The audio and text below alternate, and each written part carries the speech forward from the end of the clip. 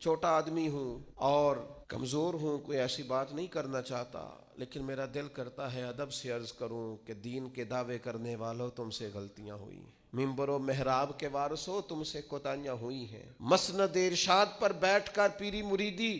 اور اچھے اسباق پڑھانے والوں تم سے خطائیں ہو گئی ہیں۔ تم نے قوم کو جس تعویذ گنڈے پہ لگایا تھا، تم نے قوم کو جو چیزیں خود سے سکھائی تھیں، تم نے کیوں نہیں بتایا کہ ہم تو ناقل ہیں، اللہ کے عاجز بندے ہیں، قرآن و سنت پڑھیں گے اور تمہیں سنا دیا کریں گے، ہم تو صرف ناقل ہیں، یہاں سے نقل کر کے تم تک پہنچانے والے، ہم تو تمہیں خیر بتائیں گے، اللہ کی بارگاہ کا رستہ دکھائیں، تم نے کیوں نہیں اس کو سمجھا؟ ہم اپنی کوتاہیاں کب قبول کریں گے؟ میں اپنے دوستوں کو سمجھانے کے لیے کہا کرتا ہوں کہ میں ناز سے کہتا ہوں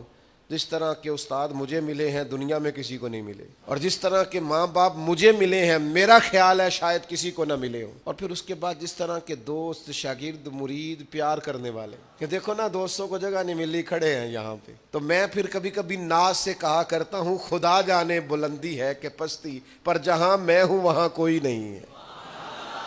آپ جہاں ہیں، جس مقام پر ہیں، آپ کی طبیعت شکر کے اندر ڈھلی ہوئی ہو، نہ قدری اور نہ شکری یہ زوال نعمت کا باعث بنتی، کبھی نہ شکری نہ کریں، جو چیز ہے اس پر خدا کا ڈھیروں ڈھیر شکر ادا کریں اور ہر حال میں شکر ادا کریں، کہیں مالک نے جو مجھے دیا ہے کرم ہی ہو گیا، جو اللہ نے مجھے عطا کی ہے اس پر اس کی رحمت ہو گئی، فضل ہو گیا۔